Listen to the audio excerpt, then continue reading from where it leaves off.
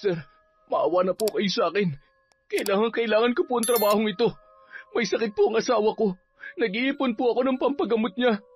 Sir, maawa na po kayo. Kung kinakailangan ko pong lumuhod at magmakaawa, gagawin ko. Pakiusap. Buo na ang desisyon ko. Sige na, umalis ka na. Eto ang pera. Siguro naman ay sapat na yan para makapagsimula ka.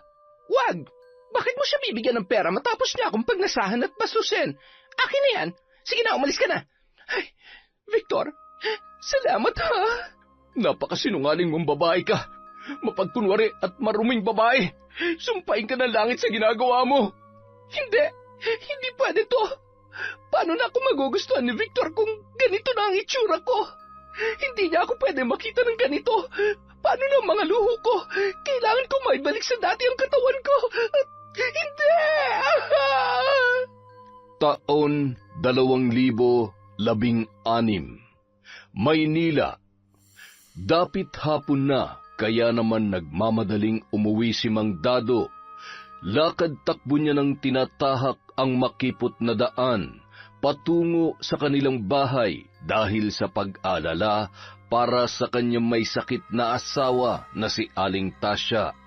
Naiiwan lamang mag-isa ang babae sa bahay dahil pumapasok naman sa eskwela ang kanyang nag-iisang anak na si Mia. Panghapon ang klase ng dalagita kaya madalas ay nauuna pang makauwi ang ama galing sa kanyang trabaho.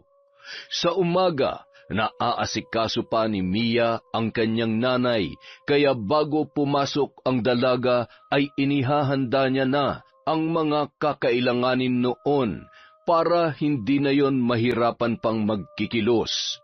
Tasya, asawa ko, nandito na ako. Kumusta na ang pakiramdam mo? Ayos ka lang ba? Ayos lamang ako, kagaya ng dati. Hindi maganda ang pakiramdam ko pero kaya pa naman. Kakayanin. Para kung nahihilo at hirap pa rin akong makabangon. Mabuti na lang at may nilagang halamang gamot si Mia at medyo naibsan ang pagkahilo ko. Buti at may mga tinanim tayong sambong. Malaking tulong din yun sa akin. Tubong probinsya ang mag-anak at mas pinili nilang manirahan sa nasabing lugar kung saan sila naroon dahil sa pagbabaka sakali na magkaroon sila ng maginhawang buhay. Ngunit tila doble pa ang hirap na kanilang nararanasan dahil mababa lamang ang sahod na kinikita ni Mang Dado bilang janitor sa isang kumpanya. Sapat lamang yun sa pang-araw-araw na pangangailangan ng kanilang pamilya. At sinabayan pa ng pagkakasakit ng kanyang asawa, kaya naman madalas ay kinakapos sila ng pera.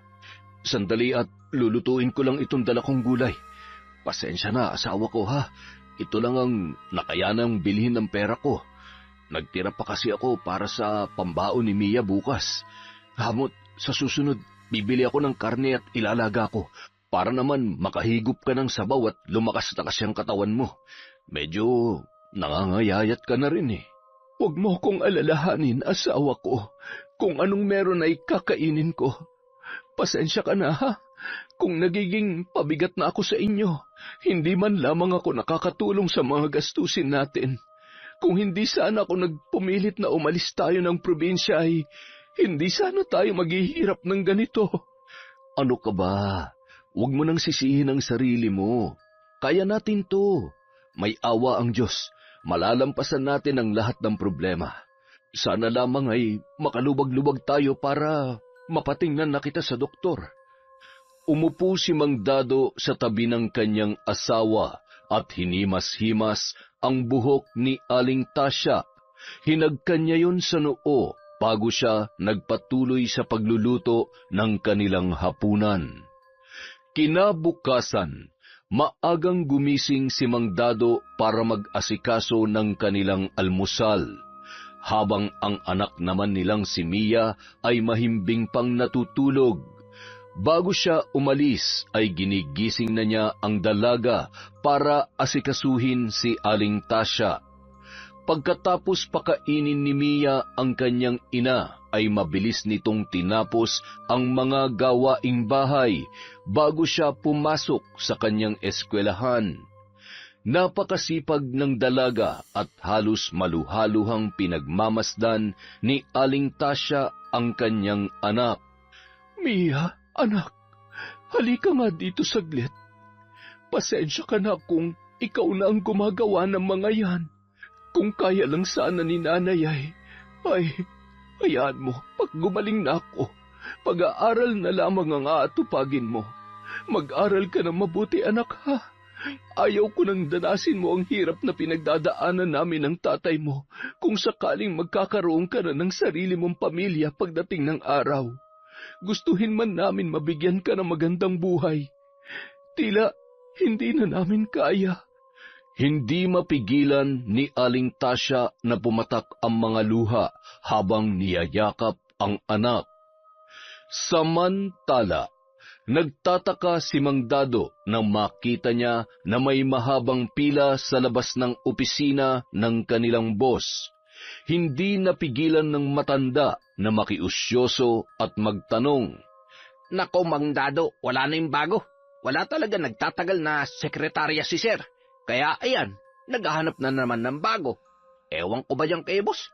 Ay, siguradong sawa na naman kaya, mahirap lang talaga magsalita eh. Napailing-iling na lamang si Mang Dado dahil sa tinuran ng lalaki. Batid nito kung ano ang tinutukoy tungkol sa kanyang boss na si Victor, ngunit hindi niya ugaling makialam dahil mas mahalaga sa kanya ang atupagin lamang ang kanyang trabaho. Batid ng ilang empleyado na matinik ang boss nila pagdating sa mga babae, lalo na kapag maganda at sexy. Halos karamihan sa mga naging sekretarya nito ay napapabalitang nagiging karelasyon niya, bagay na hindi maaaring malaman ng asawa niya dahil kakaiba kung magalit yun. Habang naglalakad si Mang Dado sa kanyang pwesto, ay aksidenteng nagkabangga sila ni Jessie, na noon ay tila nagmamadali. Ano ba? Hindi ka naman tumitingin sa dinaraanan mo. Nagmamadali na nga ang tao, paharang-harang ka pa. Ay, pasensya na, miss. Hindi ko naman sinasadya at tsaka ikaw naman tong... Tatanga-tanga ka kasi. Nakakainis. Tumabi ka nga. Kapag nalate ako sa interview, humanda ka sa akin. Che! Ay, pambihirang babae yun. Siya na nga yung may kasalanan ay siya pa matapang. Napakamot ulo na lamang si Mang Dado dahil sa pagiging maldita ni Jessie. Natitiyak ng lalaki na isa sa mga aplikante ang babae dahil sa hawak nitong envelope papunta sa HR room. Sa kabutihang palad ay nakaabot pa naman yon. Napabuntong hininga muna ang babae bago umupo at pasimpleng tiningnan ang dalawa ring aplikante, sabay ngumisi na animoy batid niyang siya ang mapipili sa kanilang tatlo. Hinagod ng kanyang kamay ang buhok niya para ayusin. Inayos niya rin ang kanyang suot na damit bago ito pumasok sa loob, pati na rin ang sapatos niyang may barya bilang pampaswerte. Naniniwala kasi si Jessie sa kasabihan na kapag nilagyan ng barya ang sapatos na suot ay mawawala ang nerbiyos na nararamdaman ng isang tao kapag sumalang sa job interview. Hay, kaya ko to. Tiwala ka lang, girl. Paniguradong ikaw ang matatanggap. Samantala, habang papasok pa lamang si Jessie ay napalunok na ng laway si Victor nang makita ang babae. Maganda at sexy kaya hindi maitatanggi na mapapatingin sa kanya ang amo. Sa lahat ng mga aplikante na in-interview ng lalaki, kay Jessie lamang ito nagka-interes. Nakapagtapos naman ng pag-aaral ang babae at may karanasan na rin sa trabahong kanyang pinapasok. Kaya hindi na nagdalawang isip si Victor na tanggapin si Jessie. Kinamayan pa niya ito at ngumiti ng may kapilyuhan. Talaga po? Maraming salamat po, sir. Patutunayan ko po sa inyo na hindi po kayo nagkamali sa pagpili sa akin. Abot langit ang ngiti ni Jessie habang papalabas ng opisina. Habang naglalakad ang babae ay nadaanan nito si Mang Dado na naglilinis. Ikaw na naman? Hay nako, buti na lang at hindi minalas ang araw ko ngayon. Kaya lang, mukhang mabubwisit naman ako nito araw-araw at palagi ko na kayong makikita. Pero hindi bali na. At least may trabaho na ako. Hindi na lamang pinatulan ni Mang Dado ang babae. Hinayaan niya na lamang yon, ngunit naniniwala ang lalaki na baka kapag tumagal at nakilala siya nito ay baka magbago ang pakikitungo sa kanya. Dahil halos lahat ng mga empleyado doon ay mabait kay Mang Dado, palangiti at masipag kasi ang matandang janitor. Kinagabihan, hindi makatulog si Jessie sa sobrang tuwa na kanyang nararamdaman. Inihanda na niya ang kanyang susuotin sa pagpasok sa opisina kinabukasan. Hoy girl, matulog ka na at may pasok ka na bukas. Bawal ka malate. Kailangan magpakitang gilas ka para matuwa sa'yo si Sir Victor. Ang pogi niya pa naman kahit medyo may edad na. Ang sarap pumasok kapag araw-araw kang makakakita ng pogi. Hay, loka ka talaga, self. Pag yan nalaman ng boyfriend mo, lagot ka. Kinabukasan, maagang nag-asikaso si Jessie. Maaga rin siyang nakarating sa opisinang kanyang papasukan. Sa katunayan, siya ang kauna-unahang dumating doon. Habang naghihintay si Jessie na magbukas ang kumpanya, sakto namang kararating lamang ni Mang Dado. Binati niya ang babae, ngunit matipid na ngiti lamang ang itinugon noon. Ilang minuto lang, nagsidatingan na rin ang mga empleyado at pumasok na ang lahat sa loob. Habang si Jessie ay nasa tabi at pinagmamasdan ang kanyang mga katrabaho sa kanilang mga ginagawa, maya-maya pa ay tinawag siya ng isang babae at sinimulan na ang pagtuturo sa kanya ng mga dapat niyang gawin at tandaan. Madali lang naman pala mga gagawin. Kayang-kaya ko yan. Sisiw lang sa akin yan. Huwag ko lang makita yung matandang yon at masisira ang araw ko. Ewan ko ba, naaalibadbaran talaga ako sa kanya. Noong araw ding yon, pagkatapos ng trabaho ni Jessie ay sinundo siya ng kanyang boyfriend at kumain sila sa labas para mag-celebrate sa pagkakaroon niya ng bagong trabaho. Nang maihatid na si Jessie ng kanyang boyfriend sa bahay, ay agad na itong nagpahinga. Ramdam niya ang pagod sa buong maghapon ng pagtatrabaho. Nanibago rin kasi ang kanyang katawan sa pabalik-balik sa iba't ibang departamento ng kumpanyang yon. Sunod-sunod na rin ang kanyang paghikab dahil sa labis na antok na kanyang nararamdaman.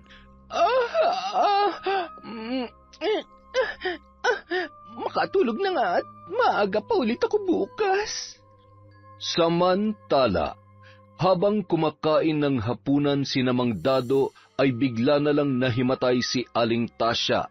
Tarantang inalalayan ng lalaki ang kanyang asawa. Pinapaypayan ni Mia ang ina habang hinihilot naman ng ama ang kamay nito. Maya-maya pa ay nagkamalay na rin yun. Sa tingin ko, kailangan ka na talaga namin madala sa ospital. Kung kinakailangan mangutang ay gagawin ko. Hindi natin pwedeng ipagsawalang bahala ang kalagayan mo. Asawa ko, wag. Hindi pa nga tayo nakakabayad sa mga naunang utang natin eh. Ayos lang ako. Huwag ka mag-alala at kapag hindi ko naman nakaya ay magsasabi ako sa'yo. Walang-wala tayo ngayon. Ano na lang ang mangyayari kung madadagdagan pa ang mga bayarin natin? May awa ang Diyos. Pagagalingin niya rin ako. Ilang araw ang lumipas ay unti-unti na rin gumagaling sa sakit na iniinda si Aling Tasya. Ngunit hindi pa rin gaanong malakas ang kanyang katawan. Asawa ko, huwag ka muna masyadong magkikilos at mahirap na. Magpalakas ka muna. Hayaan mo na muna si Mia sa mga gawaing bahay. Ayos na ako, asawa ko. Kaya huwag ka na mag-alala. Pwede na nga yata ako magtrabaho eh. Matutulungan na kita sa mga gastusin dito sa bahay. Huwag mo na munang isipin yan. Mas mabuti nang nag-iingat tayo kesa mabinat ka. Makalipas ang 1 buwan, madaling nagamay ni Jessie ang kanyang trabaho, kaya naman natuwa si Victor sa pinapakitang sipag at kahusayan ng kanyang bagong sekretarya. Madalas din itong pinupuri ng lalaki. Nahalata rin ni Mang Dado ang pagiging malapit nito sa kanilang boss. Kabisadong-kabisado niya na ang galawan ni Victor kapag natitipuhan nito ang isang babae, ngunit ipinagsawalang bahala niya lamang yun. Isang araw, nagulat si Jessie dahil may inabot na regalo ang kanyang boss sa kanya. Tuwang-tuwa ang babae dahil unang beses niya lamang makatanggap ng mamahaling bag. Sir, sigurado po ba kayong para sa akin talaga to? Hindi naman po sa ayaw ko nang binibigay nyo, pero bakit nyo po ako naregaluhan? Hindi ko naman po karawan at lalong malayo pa naman po ang Pasko. Ano ka ba naman? Bakit sa karawan lang ba pwedeng magbigay ng regalo? Alam mo, natutuwa lang kasi ako sa kasipagan mo sa trabaho. Kaya marapat lang na bigyan kita ng munting regalo. At sayong-sayo yan. Pero sir, nakakahiya naman po. Bakit ka naman mahihiya? Kusang loob ko naman na ibinibigay yan. Tanggapin mo na. Sige ka, magtatampo ko. Kayo po talaga, sir. Masyado kayong palabiro. Sige na nga po. Marami pong salamat, sir. Noong una ay hindi binigyan ng mali siya ni Jessie ang pagiging mabait ni Victor sa kanya. Nasundan pa ang araw na yon, at kung ano-ano pa ang binibigay sa kanya ng kanyang amo. Isang beses, niyaya rin siyang kumain noon sa labas. Noong una ay ayaw niyang pumayag kasi baka magalit ang asawa ni Victor at pag-isipan pa sila ng masama. Lalo na't nakarating sa kanya na selosa yon. Naging mapilit naman ang kanyang boss, kaya sa huli ay napapayag din siya noon. Hay, bahala na nga. Wala namang makakakita sa amin. At saka, ang hirap naman tumanggi sa napakapogi kong boss. Sa tuwing magkasama sila, ay napapansin na ni Jessie ang mga kinikilos at kung paano siya itrato ni Victor. Hindi niya rin maiwasang mapaisip. Ngunit sa halip na mag-alala, bahagyang napangiti pa ang babae dahil naibibigay ng kanyang boss ang mga luho na kailanman ay hindi maibigay ng kanyang kasintahan. Sa kabilang banda, mahimbing na sanang natutulog si Mang Dado at ang anak nitong si Mia nang magising sila sa sunod-sunod na pag-ubo ng asawa nitong si Aling Tasya. Asawa ko, ayos ka lang ba? Sandali at kukuha lamang ako ng tubig. Pagkakuha ni Mang Dado ng isang basong tubig, agad niyang pinainom si Aling Tasya na nooy wala pa ring humpay sa pag-ubo. Nang makainom ito ay medyo guminhawa na ang kanyang pakiramdam. Nag-alala naman ang lalaki sa kalagayan ng kanyang asawa. Siguro'y napagod ka na naman kanina. Sabi ko na sa iyo, huwag ka nang tumanggap na nabada at makakasama sa katawan mo. Ayan, inatake ka na naman ng ubo mo. Huwag mo akong alalahanin. Bukas ay wala na ito. Maglalaga lamang ako ng lagundi. Huwag ka na mag-alala. Sige na, matulog ka na at maaga rin ang pasok mo bukas. Pinipigil ni Aling Tasya ang kanyang ubo dahil sa ayaw na nitong maistorbo ang tulog ng kanyang mag-ama. Lumabas na lamang siya ng kwarto at nagtungo sa kusina para maglaga ng lagundi. Pagkatapos niyang uminom ay naramdaman niya ang pagluwag ng kanyang paghinga at nawala na ang pangangati ng kanyang lalamunan. Kaya't ilang minuto lang ay bumalik na rin siya sa kanyang higaan at nakatulog na ang babae. Nang sumunod na araw, Bago mag-uwian, pinapunta ni Victor si Jessie sa kanyang opisina at kagaya ng dati ay may ibinigay na naman ito sa babae. Sakto namang nag-uwian na ang mga empleyado at nagpaiwan naman si Jessie dahil may kailangan pa siyang tapusin. Sir, sobra-sobra naman po ang ginagawa at binibigay niyo sa akin. Ayoko pong isipin na higit pa sa sekretary ang turing niyo sa akin. Pero ano po bang ibig sabihin nito? Ang totoo, naguguluhan na rin po ako. Tatapatin na kita, Jessie. Gusto kita. At oo, kahit hindi ko sabihin, alam kong ramdam mo naman ang paghanga at pag-aalaga ko sa iyo. Sir, may boyfriend po ako at kayo po, meron po kayong asawa? Jessie, hindi naman natin ipapaalam. Tayo lang dalawang makakaalam nito.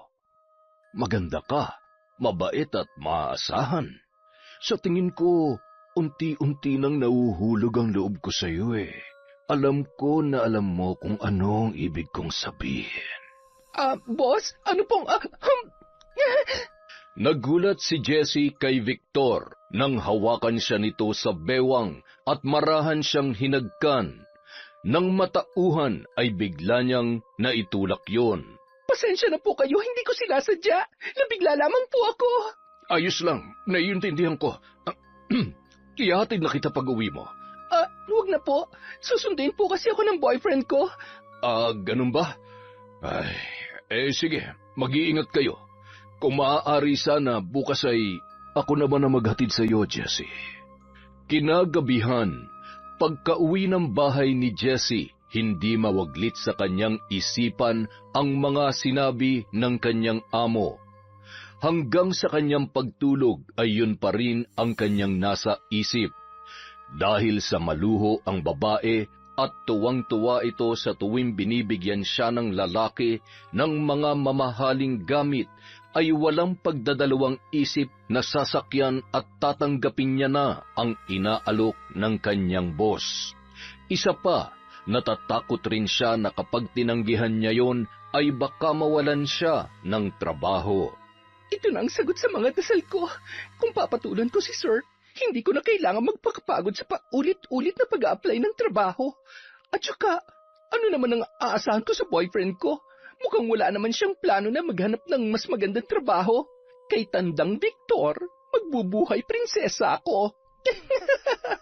Kaya lang, mahal ko yung mokong na yun. Pero, mabubusog ka ba sa pagmamahal, ha, Jessie? Hay, mag-isip ka nga na maayos. Huwag mo sayangin ang oportunidad na lumalapit sa iyo. Kinabukasan, lalong nag-ayos at nagpaganda si Jessie. Bago pumasok sa opisina ni Victor, ay matagal niya munang tinitigan ang sarili sa salamin. Siniguro niya na mas lalong magagandahan sa kanya ang lalaki.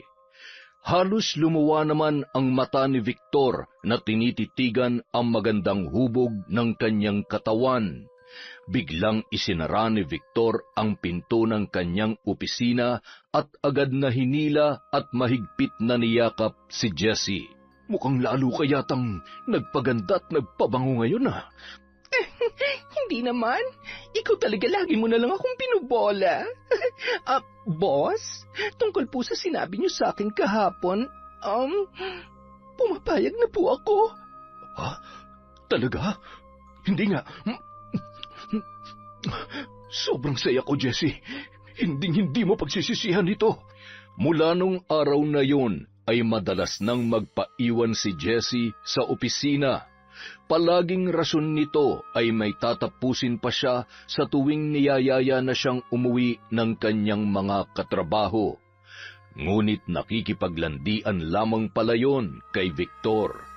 Hindi rin mapigilan ng kasintahan ng babae na magtampo dahil madalas nang late itong umuwi at wala na silang oras para lumabas. Minsan, nauuwi pa sa away ang kanilang pag-uusap. Walang kaalam-alam ang lalaki sa kalokohang ginagawa ng kanyang kasintahan. Samantala, kahit na medyo nahihirapan si Aling Tasya Dahil sa mayat mayang pag-ubo ay pinilit pa rin nitong tumanggap ng labada sa kagustuhan na makatulong sa kanyang asawa. Nagkataon naman na walang pasok si Mia noon, kaya tinulungan nito ang ina sa paglalaba. Nay, magpahinga na po muna kayo. Ako na lang po ang tatapos nito. Baka mas lalo pang lumala ang ubo ninyo. Huwag na po muna kayo magpakapagod. Magagalit na naman si tatay kapag nalaman niya na tumanggap na naman kayo ng labada. Sige na po, Nay. Ako na po ang bahala dito. Nang makaramdam ng pagkahapo si Aling Tasya ay nakinig na ito sa kanyang anak. Ipinaubaya niya na lamang sa dalaga ang paglalaba at nagpahinga na. Sakto namang kararating lamang ni Mang Dado at nakita ang itsura ng kanyang asawa na parang hinahabol ang kanyang hininga. Ang tigas naman ng ulo mo, Tasya eh. Di ba sabi ko na sa'yo huwag ka nang tumanggap ng labada? Sa halip na makatulong ay mas lalo mo lamang pinapalala ang sitwasyon. Paano kung lumala yung sakit mo? Abay kulang pa yung kikitain mo sa paglalaba. Hayaan mo na ako na lamang ang dumiskarte sa mga gastusin natin. Oo nga, Nay. Ayaw niyo kasi makinig eh. Sinabihan ko na nga po kanina na huwag na maglaba at mapapagod lang siya. Nahihiya daw po siya sa inyo, Tay. Pakiramdam niya daw po, pabigat na siya sa atin. Oh, ayan. Pinagtutulungan niyo na naman ako mag-ama. Sige na, pasensya na. Gusto ko lamang naman na makatulong. Hindi ko naman akalain na... Sino ba naman ang gustong maging pabigat at... Ay, Asawa ko, mas mahalaga sa amin ang anak mong kaligtasan mo. Kaya utang na loob, huwag mo nang pilitin ang sarili mo. Tingnan mo, sa halip na tuluyang kang gumaling ay nagkakasakit ka na naman. Sige na, tumahan ka na. Pasensya na kung nakapagsalita na naman ako ng hindi mo gusto. Nag-aalala lang naman ako sa kalagayan mo. Naaawa rin naman ang mag-asawa sa kanilang anak. Madalas siyang tuksuhin ng kanyang mga kaklase dahil sa kanilang estado sa buhay. Ni hindi man lamang nila mabilhan ng bagong uniforme ang dalaga at maging ang butas na sapatos ay pinagtsatsagaang suotin ni Mia. Pero kahit ganoon ay nagpapasalamat pa rin ang dalaga at ni minsan ay hindi nagawa noong magreklamo. May awa ang Diyos. Malalampasan din natin ang paghihirap na ito. Balang araw, makakaahon din tayo. Huwag tayo mawala ng pag-asa. Magpahinga na muna kayo. Sige na, ako na ang magluluto ng hapunan natin. Kahit napagod sa trabaho si Mang Dado ay pinilit niya pa rin makapagluto dahil naawa siya kay Mia. Alam niya na pagod na rin sa paglalaba ang kanyang anak. Kahit nahihirapan sila mag-asawa ay hindi rin nila maitago ang kasiyahan sa kanilang mga muka tuwing nakikita nila kung gaano sila kaswerte sa kanilang anak na si Mia. Isang araw, nang mag-uwian na ang ibang mga empleyado ay agad na sinimulan ni Mang Dado ang paglilinis. Lagi niyang pinapahuling linisan ang opisina ni Victor dahil minsan ay may tinatapos pa ang boss niya, kaya ayaw niya itong istorbohin. Nung mga oras na yon, buong akala ng lalaki ay nakaalis na ang kanyang boss Victor. Kaya nagmamadali na siyang pumunta sa opisina nito para maglinis at makauwi na rin siya. Ano ba? Nakikiliti ako. Tumigil ka nga. Baka may makarinig at makakita sa atin. Isusumbong tayo niyan sa asawa mo. Huwag ka mag-alala. Nagsiuwian ng mga empleyado. Tayo na lang ang nandito. Malaya natin magagawa. Ano man ang gustuhin natin, Jessie. Narinig ni Mang Dado ang mga ungol at halinghing at dahan-dahan niyang binuksan ang pinto para silipin ang loob.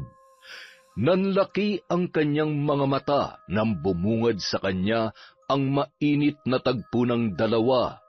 Habang nakaupo si Victor ay nakapatong naman sa kanyang mga hita si Jessie at naghahalikan ang mga yon. Ha? Mang Dado?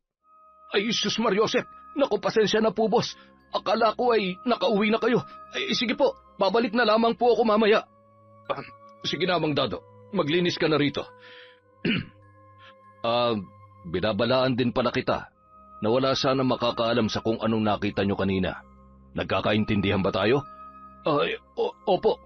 Makakaasa po kayo, boss. Pasensya na po talaga. Agad namang umalis na ang dalawa at ipinagpatuloy sa sasakyan ang kanilang ginagawa. Ay, Bakit? Napagod ka ba? hindi. Naiinis lang ako sa matandang yon. Natatakot ako, Victor. Paano kung magsumbong siya? Kapag nalaman ng asawa mo, siguradong... Kilala ko yung lalaking yon. Hindi siya nakikialam sa mga ganitong bagay kaya wala kang dapat ikatakot.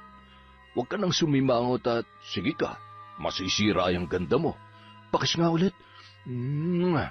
Nanggigigil talaga ako sa iyo. Ikaw talaga? Kinabukasan, habang naglilinis ng banyo si Mang Dado, sakto namang pumunta doon si Jessie para mag-ayos ng sarili bago pumasok sa opisina.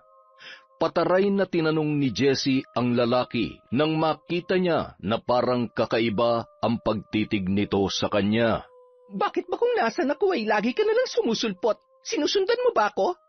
Mang Dado, gusto ko lang ipaalala sa inyo na kung ako sa inyo, itikom nyo na lang talaga yung bunganga nyo para naman hindi kayo mawalan ng trabaho. Sana naman nagkakaintindihan tayo. Tsaka, huwag nyo nga akong titigan ng ganyan. Iyo, hindi ko pangarap na pumatol sa gurang na tagalinis ng... Hay, makaalis na nga lang bago tuluyang masira ang araw ko. Amang mahabagin, patawarin niyo po ang babaeng ito sa kanyang mga sinasabi. Umiling-iling na lamang si Mang Dado at pinagpatuloy ang paglilinis. Nababatid niya na ang kahihinatnan ng dalaga, ngunit wala siya sa lugar na magsalita ng kahit ano laban sa kanyang amo. Unang-una, iniingatan niya rin ang trabaho na meron siya. Ibang-iba na talaga ang ugali ng mga kabataan ngayon. Kaya nagpapasalamat ako sa Diyos dahil hindi lumaki ng ganyan ang anak kong si Mia. Napakaswerte ko dahil may anak akong mabait, magalang at masipag.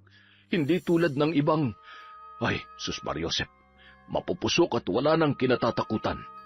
Makapagkuskus na nga lang ng inidorot nang mabawasan ng linisin ko. Samantala, Bibisita raw si ma'am sa 1 linggo. Alam nyo na, ayusin yung trabaho nyo't magsuot kayo na maayos na damit. Lalo na yung mga hapit na hapit manamit dyan. Alam nyo naman si madam, kay Mang Dado lang talaga mabait yun.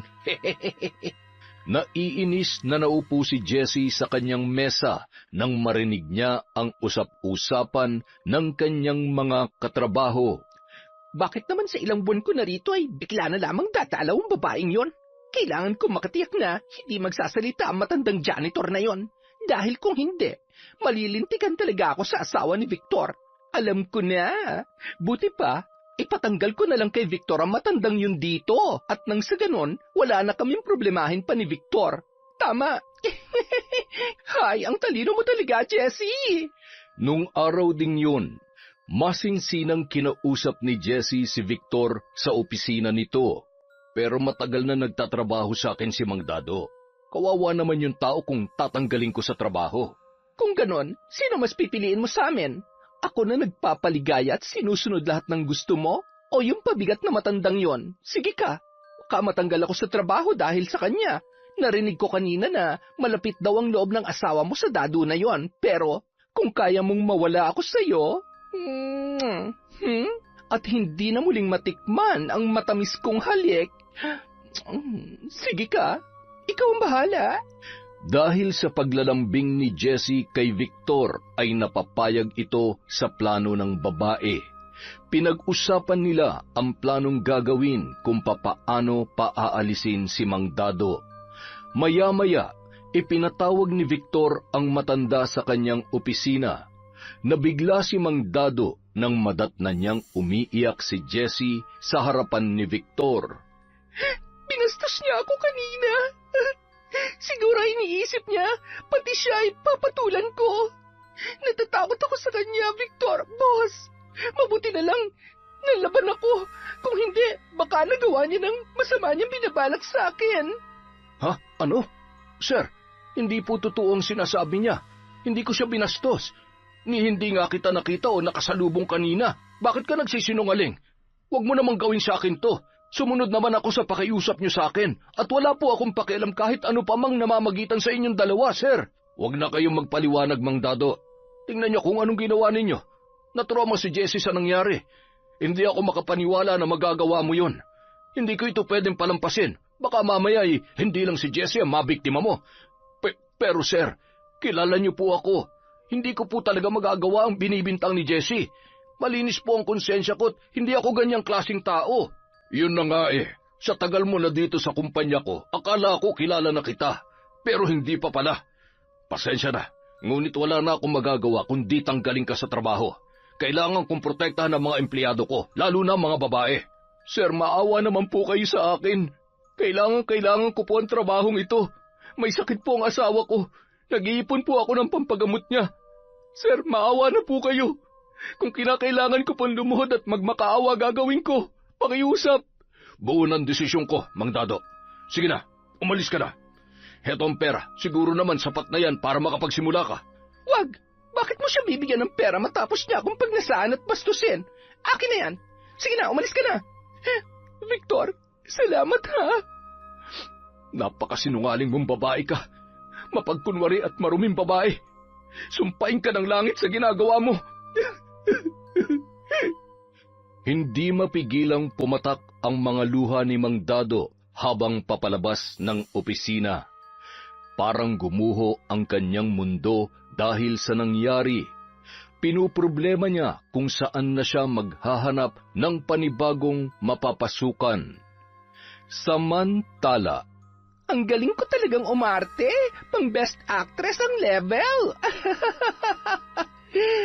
Mabuti naman na tukumbinsi kita, Victor. Ang lakas talaga ng karisma ko. Dahil kung hindi umalis dito yung matandang yon, matatapos ang maliligayang araw mo. Ang sarap na ng buhay ko ngayon. Ayaw ko nang may sagabal pa sa plano ko at mga gusto kong mangyari. Nakaramdam ng awa si Victor, ngunit sa unang pagkakataon ay mukhang totoo na ang nararamdaman niyang pagmamahal sa babae. Ibang-iba kasi yun sa lahat ng mga nakilala niya at maging sa lahat ng kanyang mga naging sekretarya. Samantala, wala sa sariling naglalakad si Mang Dado papauwi sa kanilang bahay. Nang mga oras ding yun ay pauwi na rin si Mia galing sa eskwelahan. Maaga silang pinauwi dahil sumama ang pakiramdam ng kanyang guro. Paulit-ulit na tinatawag ng dalaga ang kanyang ama, ngunit parang hindi siya naririnig noon. Patakbong hinabol ni Mia si Mang Dado. Kahit anong tawag niya ay hindi pa rin siya nililingon ng kanyang ama. Humihingal na ang dalaga nang maabutan niya si Mang Dado. Tay, kanina ko pa po kayo tinatawag. Hindi niyo po ba ako naririnig? Oh, Mia anak, ikaw pala. Bakit ang aga mong umuwi? Wala ka na bang pasok? Pasensya na at hindi kita narinig. May iniisip lang kasi si tatay . Ay, masama po ang pakiramdam ni ma'am kaya pinauwi kami na maaga. Kayo po, bakit po ang aga niyo ring umuwi? Tsaka, bakit po ganyan ang itsura niyo? Umiyak po ba kayo? Bakit po namumugtoy ang mga mata niyo, tay? May problema po ba? May nang-away po ba sa inyo sa trabaho? Nasaktan po ba kayo, tay? Tay, sagutin niyo po ang tanong ko. Kumalma ka anak. Huwag kang mag-alala at magagawan ko naman ng paraan ng problemang pinagdaraanan ko.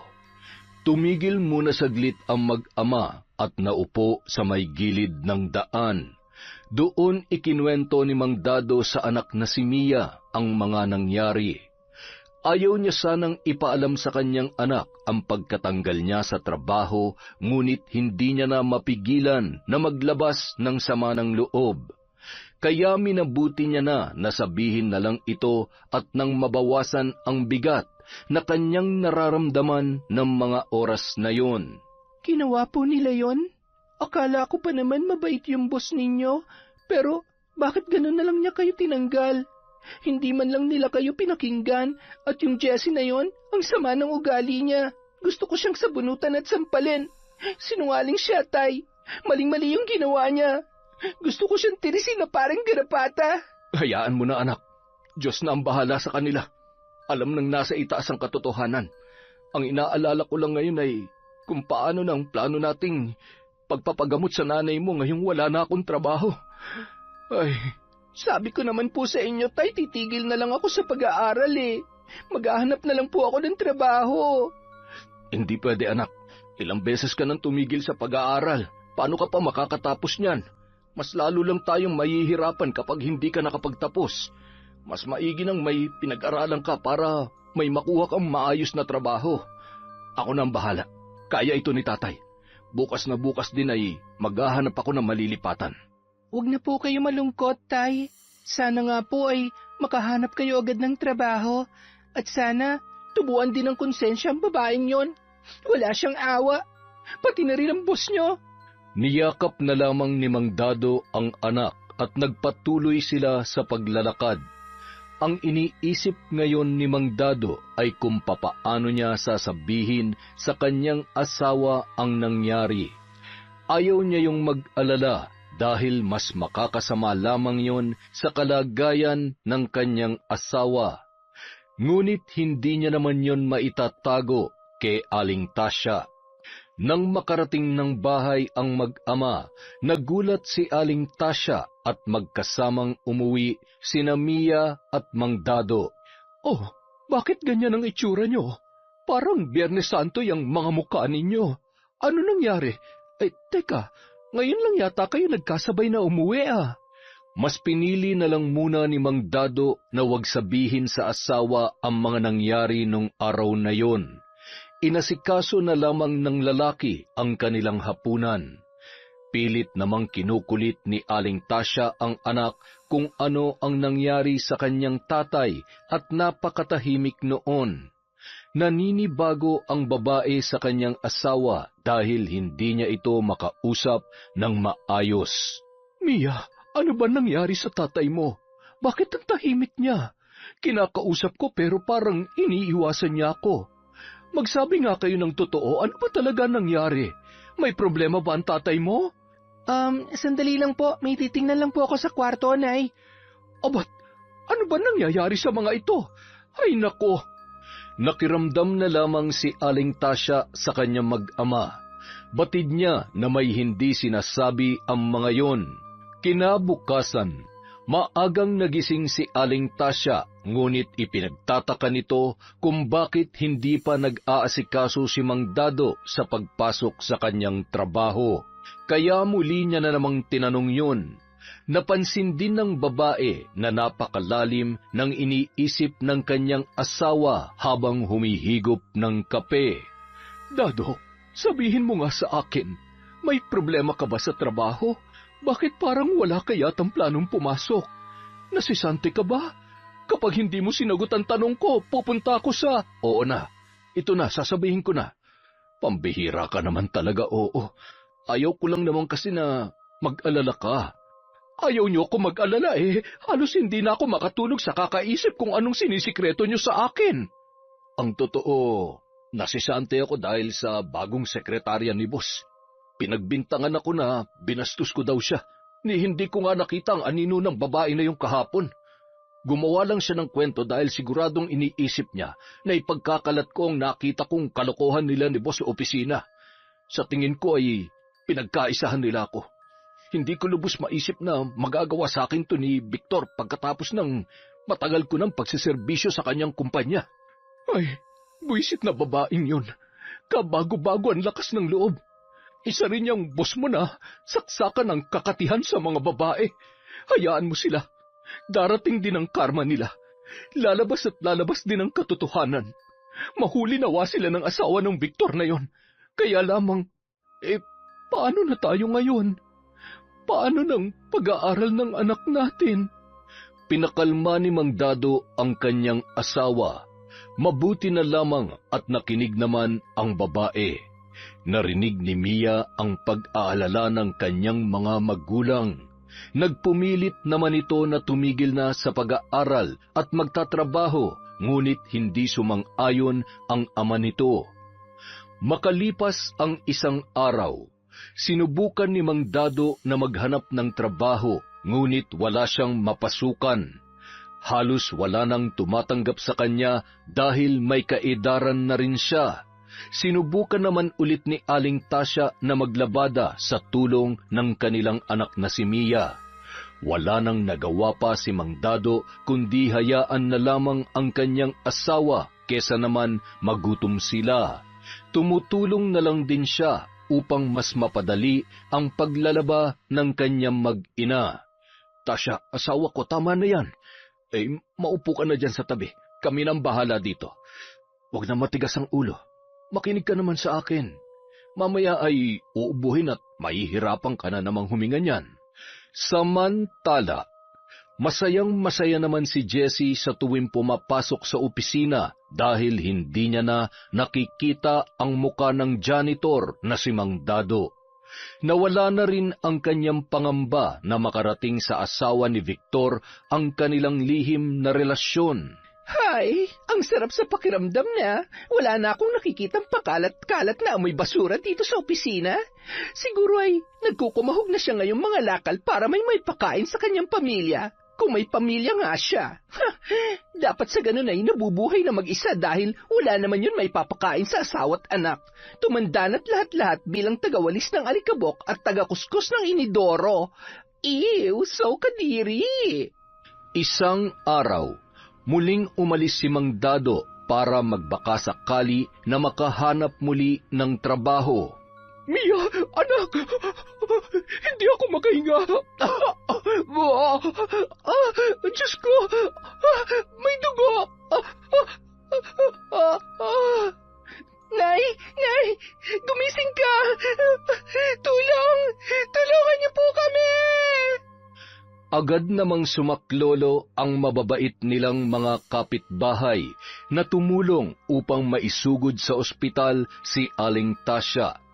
Samantala, biglang nakaramdam ng hindi maipaliwanag na kaba si Mang Dado. Ilang beses na rin siyang tinanggihan ng mga sinubukan niyang pasukan. Dahil sa pagkadismaya at pag-iisip kung paano siya makakahanap ng trabaho, ay muntik pa siyang masagi ng sasakyan habang siya ay tumatawid. Biglang pumasok sa kanyang isip si Aling Tasya at ang kanyang anak na si Mia. Kaya dali-dali itong umuwi ng bahay sa hindi maipaliwanag na dahilan. Teka, nasaan ang mag-ina ko? Tasya, asawa ko! Nasaan kayo? Mia! Hindi naman sila umaalis ng bahay. Saan kaya nagpunta yung dalawang yun? Narinig ng kapitbahay ang pagsigaw ni Mang Dado. Patakbo nitong pinuntahan ang lalaki para ibalita ang nangyari sa kanyang asawang si Aling Tasya. Humihingal pa ito habang binibigkas ang mga salita. Mang Dado, may masama po nangyari sa asawa ninyo. Isinugod po siya sa ospital. Puntahan niyo na po. Halina po kayo. Iaangkas ko na lamang po kayo sa motor. Tarantang tinungo ni Mang Dado ang ospital sa tulong ng kanilang butihing kapitbahay kung saan dinala ang kanyang asawa. Nadatnan ng lalaki ang anak na si Mia na umiiyak habang nakahiga sa kama ang babae at wala pa ring malay. Nang makita ng dalaga ang ama, ay agad niya itong niyakap at humagulgol ng iyak. Anak, ano nangyari sa nanay mo? Kumusta ang lagay niya? Nahimatay po siya kanina at sumuka po siya ng dugo, Tay. Anong gagawin natin? Saan tayo kukuha ng pera? Anong sabi ng doktor? Bakit hanggang ngayon hindi pa nagigising ang nanay mo? Posible raw ho na may kanser na sa baga si nanay. Hindi pa tumatalab yung gamot na itinurok sa kanya. Kapag hindi daw naagapan ang sakit niya, baka bumigay ang katawan niya at hindi niya nakayanin. Ayaw ko pong mawala si nanay, Tay. Halo-halo na ang nararamdaman ni Mang Dado noong mga oras na yun. Hindi niya na alam kung saan siya kukuha ng pera na pampagamot para sa kanyang asawa. Hindi niya naman maaaring pabayaan si Aling Tasya. Maraming gagawing test sa asawa niya at mahaba-habang gamutan ang kailangan. Kaya matatagalan bago mailabas sa ospital si Aling Tasya. Kailangan nila maghanda ng malaking pera. Dahil sa pangyayaring yon ay napilitan si Mia na tumigil sa pag-aaral para mabantayan ang kanyang ina sa ospital. Mia, anak, ikaw na muna ang bahala sa nanay mo. May pupuntahan lamang ako saglit. Asawa ko, magpalakas ka. Gagaling ka. Magagamot ng doktor ang sakit mo. Huwag ka mag-alala sa gastusin dito sa ospital, ha? Mahal na mahal kita. Hindi naman mapigilang mag-alala ni Aling Tasya para sa kanyang asawa. Hindi nito alam kung saan kukuha ng malaking halaga si Mang Dado. Dado, ilabas niyo na lamang ako dito sa ospital. Maayos ng pakiramdam ko. Malaki pang babayaran natin kapag tumagal pa ako dito. Hindi pwede, mahal ko, kahit magkano pa magastos natin. Ang mahalaga'y gumaling ka. Ang pera, pwede yung makuha kahit saan. Basta, gagawa ako ng paraan.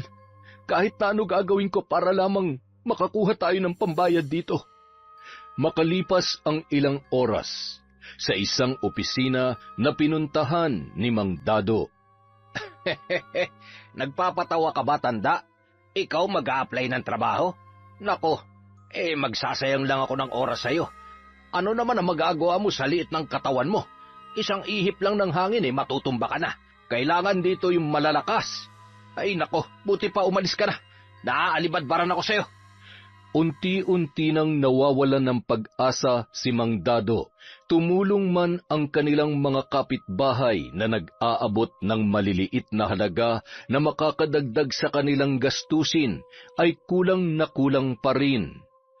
Makalipas ang mahigit 1 linggo, hindi pa rin nakakalabas ng ospital si Aling Tasya at mas lalong nadadagdagan ang kanilang bayarin. Lalo din lumalala ang kanyang kalagayan. Nagpaalam si Mang Dado na uuwi muna sa bahay at makalipas ang maghapon ay hindi pa rin yon bumabalik ng ospital. Kaya nag-aalala na si Mia para sa kanyang ama. Minabuti nitong umuwi muna ng bahay at tingnan ng ama habang naroon ang isa sa mga kaibigan ng kanyang nanay. Laking panlulumo niya nang madatnan ang kanyang ama na hawak ang kutsilyo at umiiyak. Tila ba nawawala na yun sa kanyang sarili para pagtangkaang tapusin ang kanyang buhay. Tay, anong ginagawa niyo? Kung nahihirapan na kayo sa sitwasyon natin, hindi yan ang solusyon. Hindi po ba kayo naaawa sa amin ni nanay? Paano na lang kung iiwan niyo kami? Tatay, may sakit si nanay.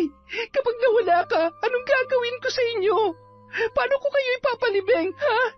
Iiwan niyo ba talaga kami sa ganitong kalagayan?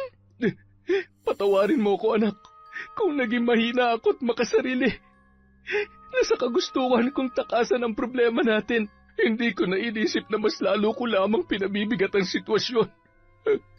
Patawarin niyo ko, anak. Gulong-gulo na ang utak ko. Wala akong kwentang ama at asawa.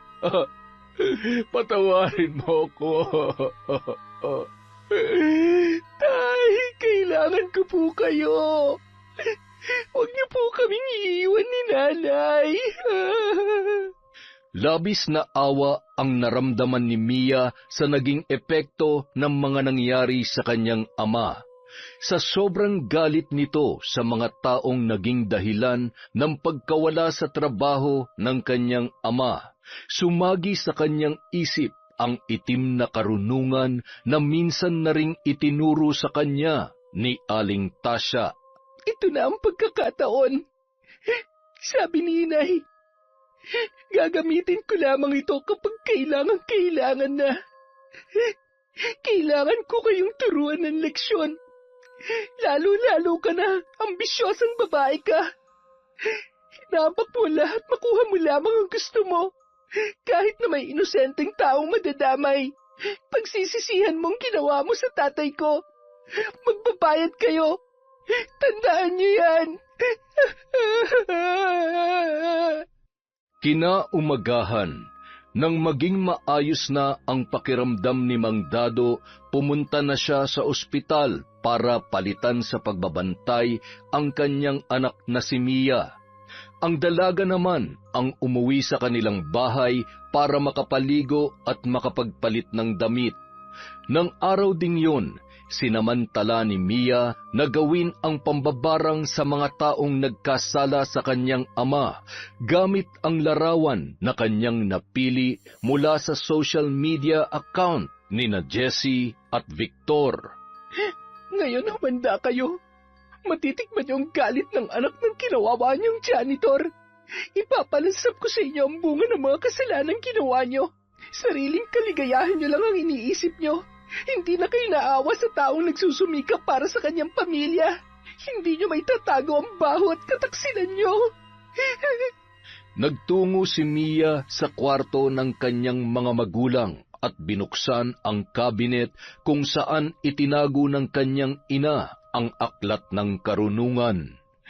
Ngayong kumpleto ng mga kailangan ko, maaari ko nang simulan ng ritual. Napakaamo ng mga mukha ninyo. Akala mo kung sino mga mababait, mga walang puso. Kung gaano kaamo ang pagmumukha nyo, kabaligtaran ng ugali ninyo. Lasapin niyo ang parusang nararapat sa mga taong maiitim ang buti at buhay pa'y nasusunog ng mga kaluluwa sa impyerno. Agad nang sinimulan ni Mia ang orasyon. Kumuha ang dalaga ng isang garapon, 3 itim na maliliit na kandila. Sa likod ng larawan ni na Jessie at Victor, sinulat niya ang buong pangalan ng dalawa at isinulat din niya ang kasalanang ginawa nito sa kanyang ama. Nilagay niya sa loob ng garapon ang 3 kandila at sinindihan. Inilagay niya rin ang litrato ng dalawa at unti-unti yung sinunog. Habang nasusunog ang mga litrato ay unti-unti ring nauupos ang mga kandila. Nang matunaw na ang kandila at naging abo na ang mga litrato, tsaka niya inilagay ang 3 kalawanging pako. Hinipan ng 3 beses ng dalaga ang garapon bago niya ito tinakpan. Naghukay si Mia kung saan niya ibabaon ang garapon. Pagkatapos niyang ibaon sa lupa, ay muli siya nag-usal ng isang orasyon. Sa isang iglap, biglang dumilim ang paligid at sunod-sunod ang pagguhit sa kalangitan ng nagngangalit na mga kidlat. Bumuhos ang malakas na ulan at masayang nilalasap ng dalaga ang bawat patak na bumubuhos sa kanyang muka. Samantala, Asawa ko, hindi pa ba dumarating yung anak mo? hindi pa. Baka nakatulog yun. Bakit? May ipag-uutos ka ba? Ako na lang ang gagawa. Hayaan na muna natin si Mia para makapagpahinga muna siya sa bahay. Wala naman. Bigla lamang akong kinabahan. Pakiramdam ko may nangyayari na hindi maganda. Hindi ko maipaliwanag pero palagay ko ay may ginagawang kakaiba si Mia sa mga oras na ito. Ramdam ni Aling Tasya kapag may gumagalaw ng aklat ng karunungan. Bakas sa muka ng dalaga ang galit habang kinukwento nito sa ina ang nangyari kay Mang Dado kahapon. Sa tono ng boses ng anak ay parang nais nitong maghiganti. Siguro naman ay hindi niya gagawin yan. Masyado mabait ang anak natin at alam niya naman na hindi magandang maghiganti. Marahil ay nabigla lamang siya dahil sa nangyari kahapon. Huwag ka mag-alala, hindi ko na gagawin pa yon. Dahil hindi na ako magiging duwag pa. Alam kong may dahilan ng Diyos kung bakit kailangan nating dumaan sa ganitong uri ng pagsubok. Samantala, habang naglalandian sina Jessie at Victor sa loob ng opisina, biglang nakaramdam ng pananakit ng binti ang dalaga. Aray! Ang sakit! Bakit hindi ko maigalaw ang mga paa at binti ko? Ano nangyayari sa akin? Victor, tulungan mo ako! Ah! Sinamahan naman ni Victor si Jessie papunta sa klinik. Kinarga niya pa yun, kaya nagkatinginan ang ilang mga empleyado at palihim na napapangisi. Iniisip kasi nila na nag-iinarte lamang ang babae. Ilang sandali lang ay bigla na ring nakaramdam si Victor ng pananakit ng kanyang mga paa. Aray, ang sakit! Ano nangyayari sa akin? Bakit parehong-parehong sakit na nararamdaman namin ni Jessie? Nurse, tulungan mo ako! Ang kirot!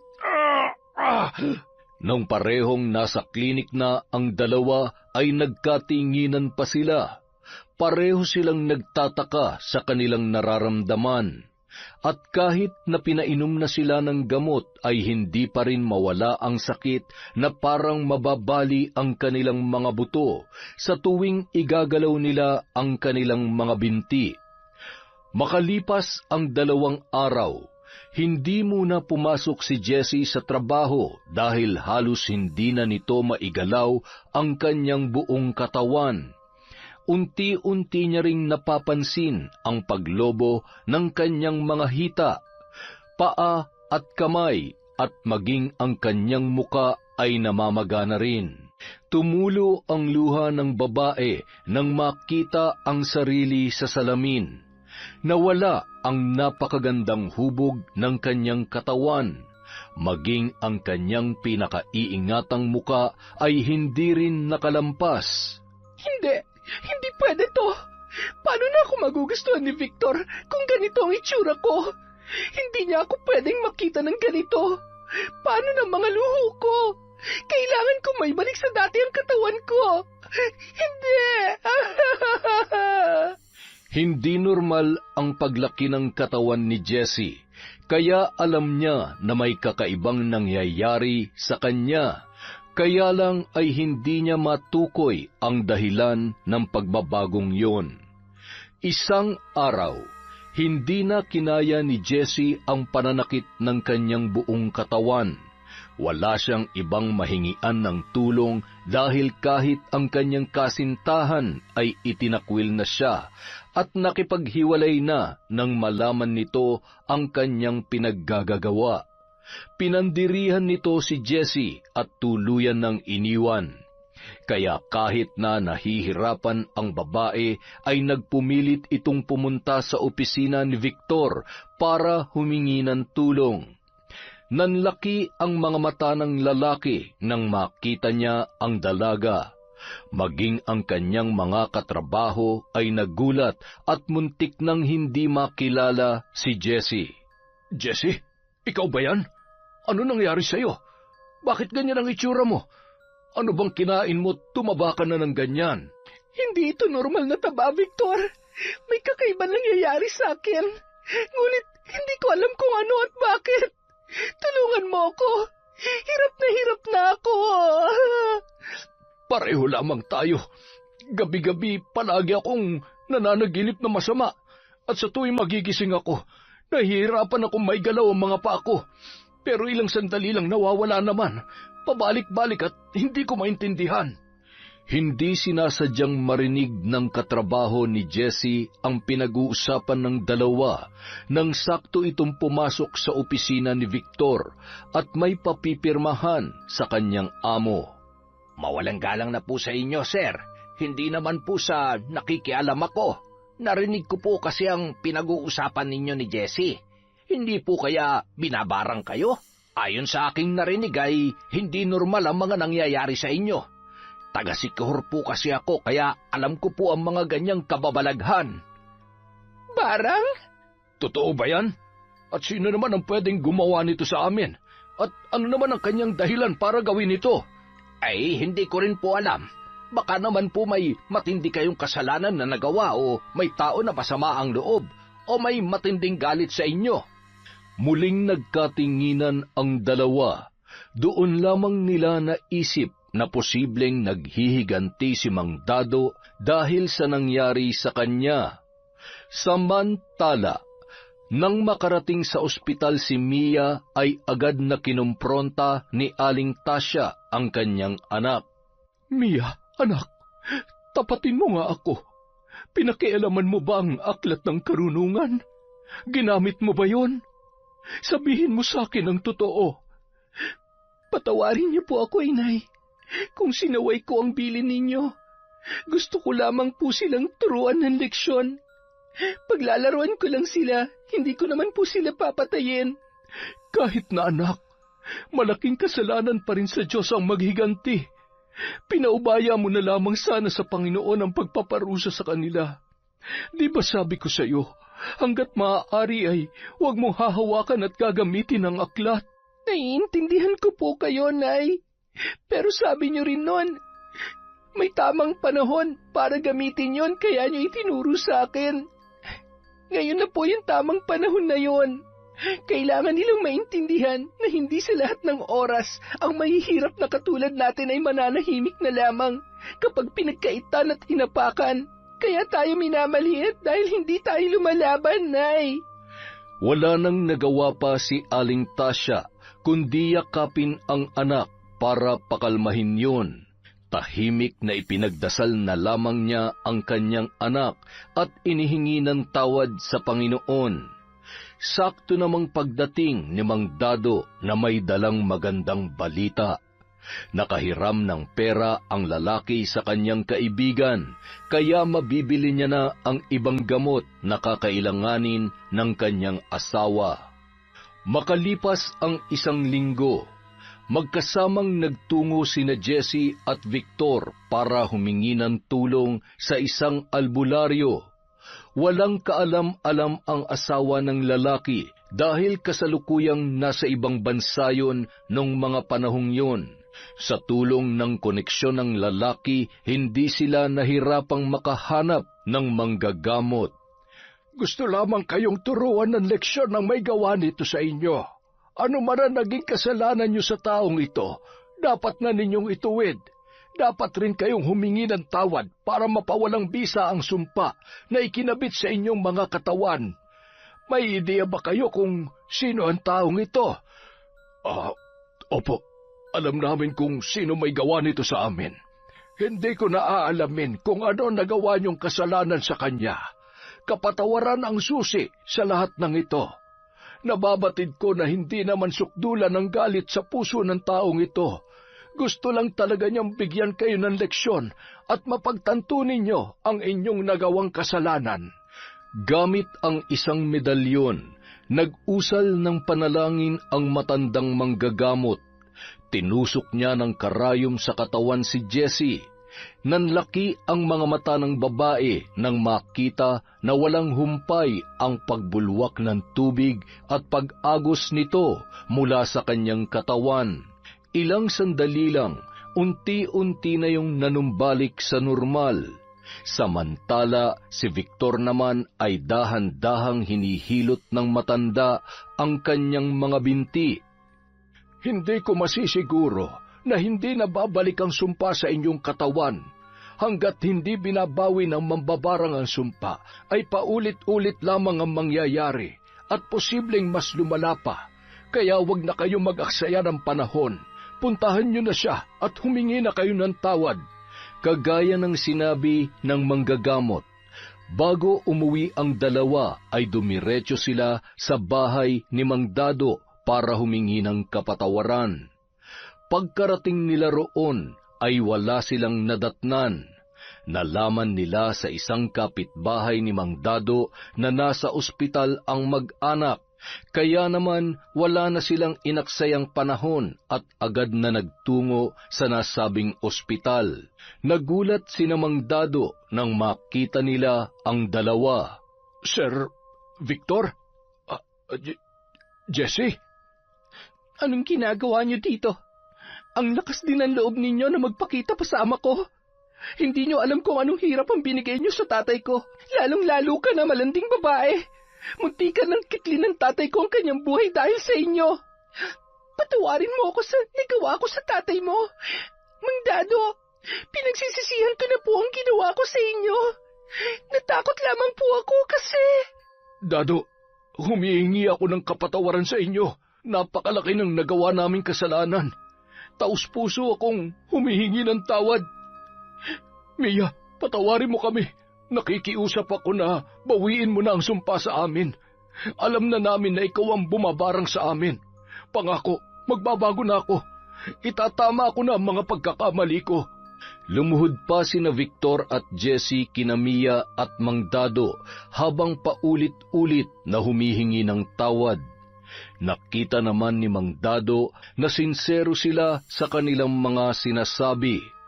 Dahil sa taglay na kabaitan ng lalaki, hindi na siya nagdalawang isip at pinatawad na ang kanyang boss, maging ang sekretarya nito. Mia, anak, patawarin mo na rin sila. Bawiin mo na ang barang na ikinabit mo sa kanilang katawan. Nagsisisi naman na sila at nangako na magbabago. Sige na, anak. Ako na ang nakikiusap sa iyo. Hindi, Tay. Hindi po yun ganun kadali. Kailangan pa nilang pagbayaran ng mga ginawa nila sa inyo. Kulang pang lahat ng yon. Sinasabi lamang nila na nagsisisi na sila at magbabago, pero hindi naman nila yung gagawin. Huwag po kayong maniwala sa kanila. Tingnan niyo ang mga mata nilang punong-puno ng kasinungalingan. Mga mapagkunwari. Lumabas ng silid si Mia at hinabol naman ito ni Mang Dado para kausapin. Umiiyak pa ang dalaga sa sobrang galit na nararamdaman. Dahil ganoon na lamang kadaling pinatawad ng kanyang ama ang dalawa. Pinaliwanag ni Mang Dado sa anak ang paghingi ng tawad ni na Victor at Jessie. Hindi tumigil ang lalaki hanggang sa nakumbinsi na nito ang kanyang anak na bigyan ng puwang ang kanyang puso na magpatawad para sa ikatatahimik ng lahat. Tumango-tango na lamang ang dalaga bilang pagsang-ayon sa mga sinabi ng kanyang ama. Babawiin ko na ang sumpa. Basta tuparin niyo ang inyong mga pangako. Sana hindi na maulit ang lahat ng ito. At baka hindi na ako makapagpigil. Baka sa susunod tuluyan ko na kayo. Kung may nangyari masama sa tatay ko, kahit lumuha pa kayo ng dugo, hindi ko kayo mapapatawad. Hindi nyo alam kung gaano naapektuhan ang pamilya namin dahil sa ginawa nyo. Lalo ka na, Jessie. At itong tandaan mo, walang sikreto na hindi nabubunyag, kaya kahit sinisante nyo si tatay, sisingaw pa rin ang marumi nyong sikreto. Sige na, makakalis na kayo. Maraming salamat, Mia. Pangako, hindi na mauulit. Natuto na kami at sa ngayon ay itatama na namin ang aming mga pagkakamali. Dado, maraming salamat ulit. Bakas ang tuwa at pag-asa sa mukha ni na Jessie at Victor. Malaking pasasalamat nila dahil nakuha nila ang hinihinging kapatawaran mula sa pamilya ni Mang Dado. Nagmamadaling umuwi si Mia sa bahay para bungkalin ang lupa kung saan niya ibinaon ang mga ginamit sa pambabarang. Sa pamamagitan ng itim na kapangyarihan, ipinag-uutos ko na tuluyan ng bawiin ang sumpang pinataw ko sa mga taong yon. Kailanman ay hindi na ito muling dadapo sa kanilang mga katawan. Tuluyan na silang palayain sa parusang ikinabit ko sa kanila. Dinggin ang aking utos. Ngayon din. Bigla na lamang lumakas ang ihip ng hangin at nawalan ng malay ang dalaga. Sa lakas ng kanyang kapangyarihang pinakawalan ng hina at nahimatay si Mia. Pero ilang sandali lamang ay nagkamalay na rin yon. Makalipas ang isang araw, masayang ibinalita ni Victor kay Mang Dado na wala na silang nararamdaman na kakaiba. Tuluyan nang ang binawi ni Mia ang sumpa. Nalaman din ng lalaki na lumalala na ang kalagayan ng asawa ni Mang Dado at kailangan nito ng agarang gamutan. Kaya problemado si Mang Dado kung saan kukuha ng panggastos. Huwag na kayong mag-alala sa gastusin dito sa ospital. Ako nang bahala sa lahat. Kailangan gumaling ang asawa mo. At siya nga pala, Mang Dado, makakabalik ka na sa trabaho. Bukas na bukas ay pwede na kayong pumasok. Dadagdagan ko rin ang sahod ninyo. Talaga po, sir? Maraming salamat po. Malaking tulong po ito sa pamilya ko. Salamat po ulit. Huwag kayong magpasalamat sa akin. Ako nga ang dapat na magpasalamat sa inyo. Dahil kung hindi dahil sa inyo, hindi ako mamumulat sa mga pagkakamali ko. Masayang-masaya si Mang Dado dahil sa sinabing yon ni Victor. Samantala, nang makauwi ang asawa ni Victor, nalaman nito ang tungkol sa mga nangyari. Pinalayas at tinanggal ng babae sa trabaho si Jessie. Galit na galit yon sa kanyang asawa, ngunit paulit-ulit na humingi ng tawad si Victor at nangako na hindi na ulit yon gagawin. Dahil sa pagmamahal ay muli niyang pinatawad at binigyan ng pagkakataon ang kanyang asawa. Isang araw. Jessie, anong ginagawa mo dito? Mang Dado, naparito po ako para ibigay itong kaunting tulong sa inyo. Sana po kahit papano makabayad ako sa pagkakamali ko. Pinagbili ni Jessie ang kanyang mga mamahaling gamit na ibinigay ni Victor, at ang nalikom niyang pera ay buong binigay ng babae kay Mang Dado bilang tulong sa pagpapagamot ng asawa nito na si Aling Tasya. Sa una ay ayaw sanang tanggapin ng lalaki dahil wala ng trabaho ang babae, kaya mas kailangan nito ng pera. Ngunit dahil mapilit si Jessie at para na lang sa ikapapanatag ng loob at konsensya nito, ay taus-puso yung tinanggap at pinagpasalamat ni Mang Dado. Pero, paano ka ngayon? San ka napupunta? Magsisimula po ako ng panibagong buhay. May konting ipon pa naman po ako, at saka maghahanap po ako ng panibagong trabaho. Pagsisikapan ko na po ang lahat ng bagay na gugustuhin ko. Hindi ko na iaasa sa madaling paraan. Natuto na po ako at muli po akong nagpapasalamat sa inyo, Mang Dado. Abay, natutuwa naman ako dahil namulat ka na sa katotohanan. Hindi masama ang mangarap ng marangyang buhay. Kailangan mo lang pagsikapan at pagtrabahuhan yon. Masaya ako para sa iyo, Jessie. Naway magtagumpay ka sa panibagong mundong iyong tatahakin. Makalipas ang 1 linggo, nang mailipat na si Aling Tasya sa pribadong ospital at maoperahan, ay unti-unti na itong gumagaling. Nakauwi na rin ang mag-anak sa kanilang bahay. Salamat naman po, Nay, at nakalabas na kayo sa ospital. Dininig ng Diyos ang aking panalangin. Sa kabila ng pagkakasala ko sa Kanya, hindi niya pa rin tayo pinabayaan. Napakabuti po talaga ng Panginoon. Walang imposible basta buo ang paniniwala at pananalig mo sa Kanya. Oo, anak. Kailanman ay hindi niya tayo iniwan. Kaya nga matagal ko nang tinalikuran ang pambabarang. Matagal na akong nagbalik loob sa Kanya dahil alam kong siya lamang ang mas higit na makapangyarihan. Kaya labis ako nagsisisi na minsan kong itinuro yun sa iyo. Kaya nung nalaman ko na ginamit mo ang itim ng karunungan, hindi nawala sa puso ko ang pangamba at mag-alala para sa iyo. Huwag niyo na pong sisihin ang sarili niyo, Nay. Ang mahalaga po, lahat tayo ay natuto sa mga pagkakamali natin. Mahal pa rin tayo ng Diyos, higit pa sa pagmamahal natin sa Kanya.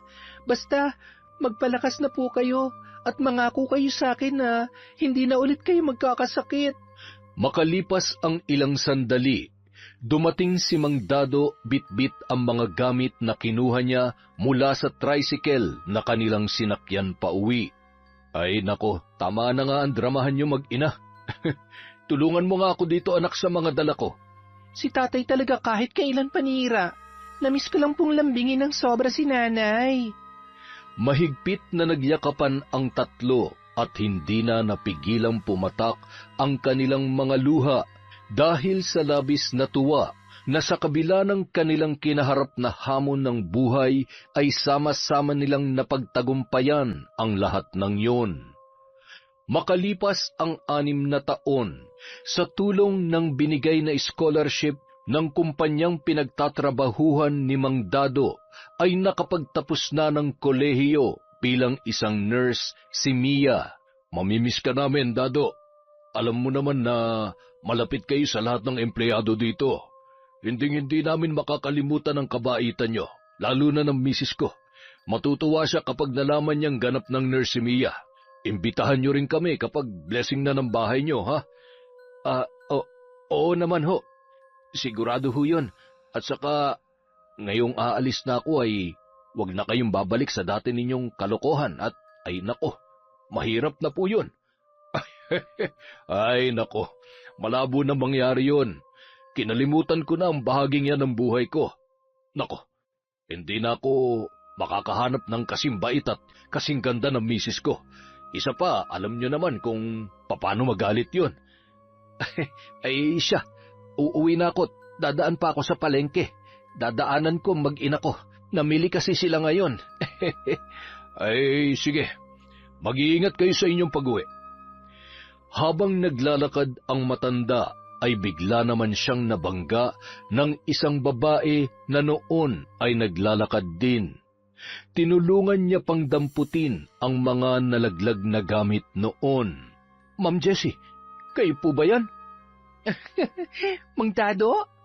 Uy, ang taba nyo na ho at parang bumata kayo. Saan po kayo pupunta?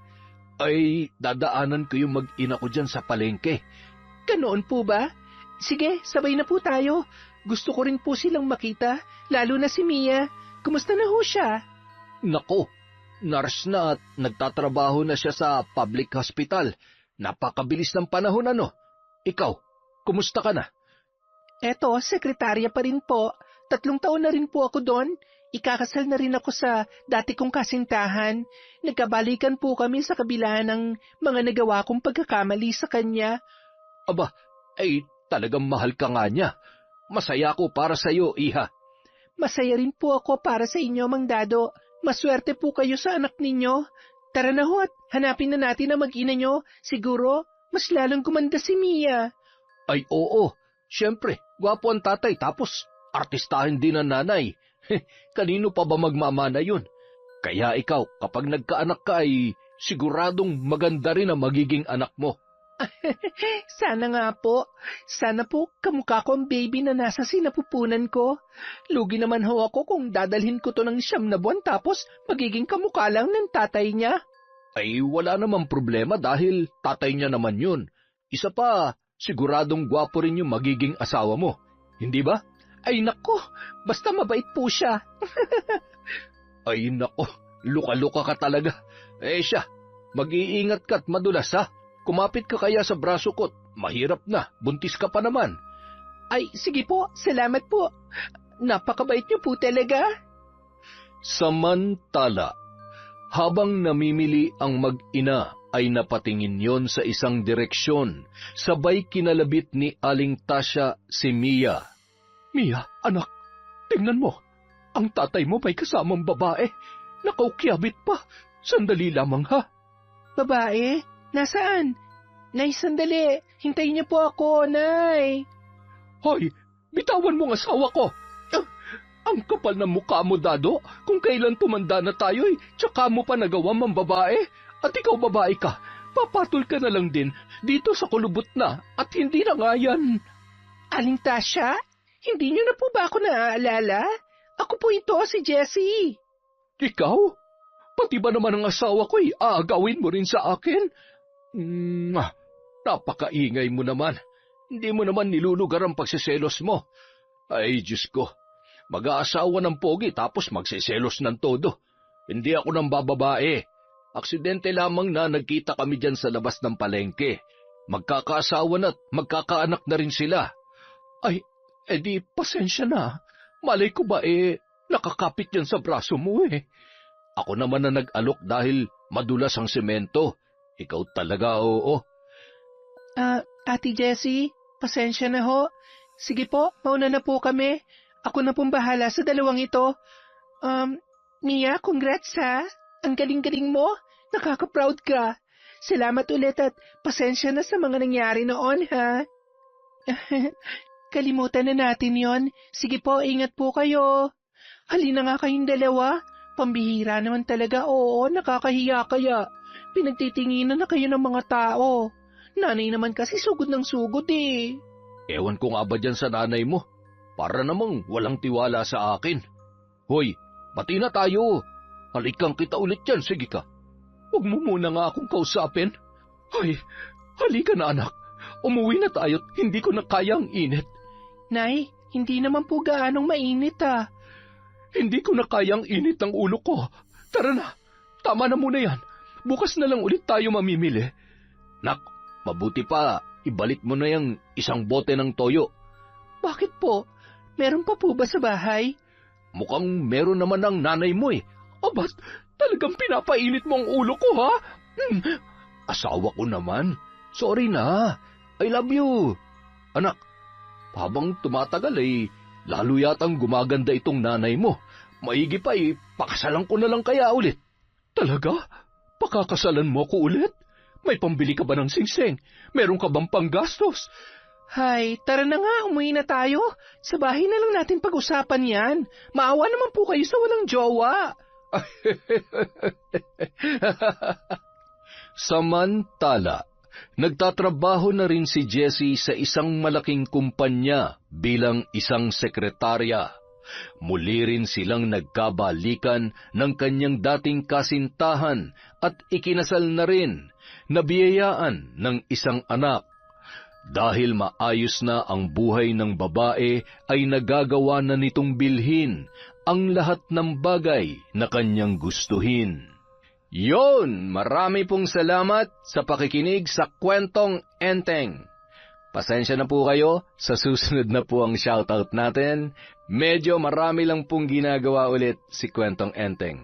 Again, maraming salamat po ulit mula sa Kwentong Enteng.